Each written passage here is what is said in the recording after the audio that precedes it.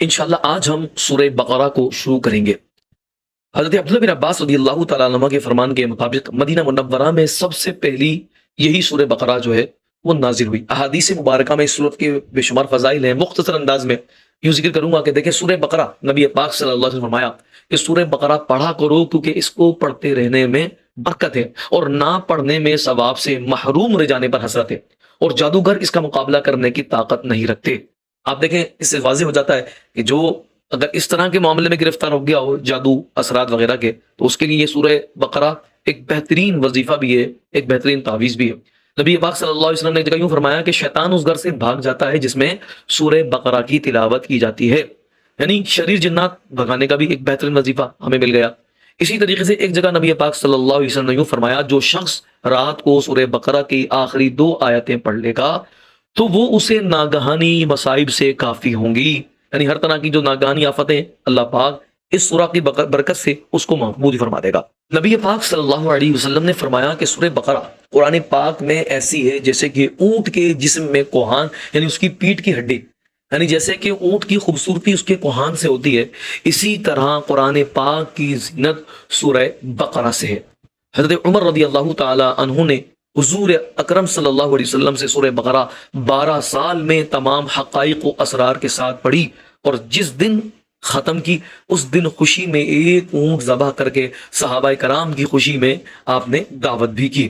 اسی طریقے سے محترم پیارے دوستو، بعض روایتوں میں یوں بھی ملتا ہے کہ ام دردہ رضی اللہ تعالیٰ عنہ دیگر صحابہ کرام سے یہ روایت موجود ہے کہ آپ فرماتے ہیں کہ ہم میں سے اس کی بڑی عزت کی جاتی تھی، اس کی بڑی توقیر ہوتی تھی کہ جس کو سورہ بقرہ آتی ہوتی تھی اس کی بڑی عزت ہوا کرتی تھی۔ تو آپ دیکھیں سورہ بقرہ کتنی عظیم سورت ہے، اللہ تعالیٰ ہمیں اس سورت کو پڑھنے کی بھی توفیق عطا کرے، سمجھنے کی بھی توفیق عطا کرے۔ آئیے اس کی تفسیر کی طرف بڑھتے ہیں۔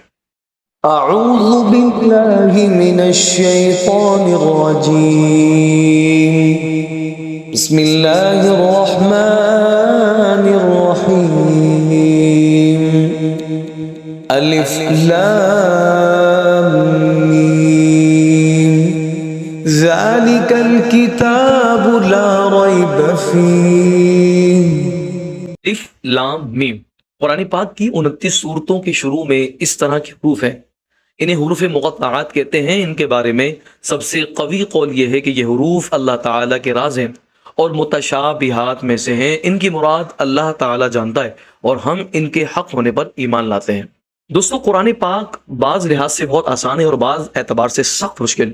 اس کے بعض ظاہری معنی تو اس قدر آسان ہیں کہ سن کر ہی سمجھ میں آ جاتے ہیں، اور بعض اسرار و رموز اس قدر دشوار ہیں کہ جس کے لیے عقل انسانی کافی نہیں ہوتی، نقل حدیث ہی کی ضرورت پڑتی ہے۔ دیکھیں دنیا کی بعض چیزیں ایسی عام ہیں کہ ہر شخص کو بلا تکلف مل جاتی ہیں، جیسے ہوا، پانی وغیرہ، اور بعض وہ چیزیں ہیں کہ بہت دشواریوں سے خاص ہی کو ملتی ہیں، جیسے ہیرا اور موتی وغیرہ۔ اگر قرآن کریم بالکل آسان ہوتا تو کوئی شخص شیخی سے کہہ سکتا تھا میرا دماغ اس کے سمجھنے کے لیے کافی ہے۔ ضرورت تھی کہ کچھ راز کی باتیں اس میں ایسی بھی ہوں جن کو سنتے ہی بڑے سے بڑا عالم اپنے عجز کا اقرار کرتے ہوئے پکار کر یہ کہنے لگے سبحانک لا علم لنا، کہ اے پروردگار ہمیں خبر نہیں، اپنے راز تو ہی جانتا ہے۔ سورہ بقرہ کا اول کلمہ وہ مقرر کیا کہ جس کو سن کر انسان اپنی عاجزی کا اقرار کرے۔ ذالکہ وہ بلند رتبہ، الکتاب خاص کتاب، لا ریبہ کوئی شک نہیں، فیہ اس میں، یعنی وہ بلند رتبہ کتاب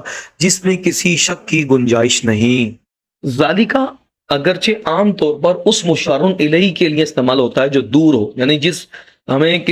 کوئی چیز دور ہو اس کے بارے میں بیان کرنا ہو تو ذالکہ سے ہم اس کو بیان کرتے ہیں، لیکن مفسرین لکھتے ہیں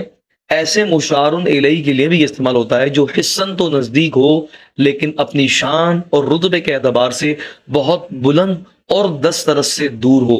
اسی لیے اس کا لحاظ رکھتے ہوئے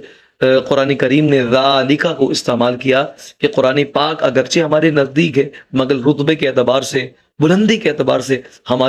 ہماری دسترس سے بہت دور ہے، اس لیے کہا گیا ذالک الکتاب وہ بلند رتبہ کتاب، لا ریبہ کوئی شک نہیں، لا ریب فی کوئی شک نہیں۔ آیت کے اس حصے میں قرآن مجید کا ایک وصف بیان کیا گیا کہ یہ ایسی بلند شان اور عظمت و شرف والی کتاب ہے جس میں کسی طرح کے شک و شبے کی کوئی گنجائش نہیں، کیونکہ شک اس چیز میں ہوتا ہے جس کی حقانیت پر کوئی دلیل نہ ہو، جبکہ قرآن پاک اپنی حقانیت کی ایسی واضح اور مضبوط دلیل رکھتا ہے جو ہر صاحب انصاف اور عقل مند انسان کو اس بات کا یقین کرنے پر مجبور کر دیتی ہیں کہ یہ کتاب حق ہے اور اللہ تعالیٰ کی طرف سے نازل ہوئی ہے۔ تو جیسے کسی اندھے کے انکار سے سورج کا وجود مشکوک نہیں ہوتا، بھائی اندھا تو اندھا ہے، اس کو سورج نہیں دکھتا، تو اگرچہ اس کو نہیں دکھ رہا، اس کے نہ دکھنے سے سورج کا وجود مشکوک نہیں ہوتا، ایسے ہی کسی بے عقل مخالف کے شک اور انکار کرنے سے یہ کتاب مشکوک نہیں ہو سکتی۔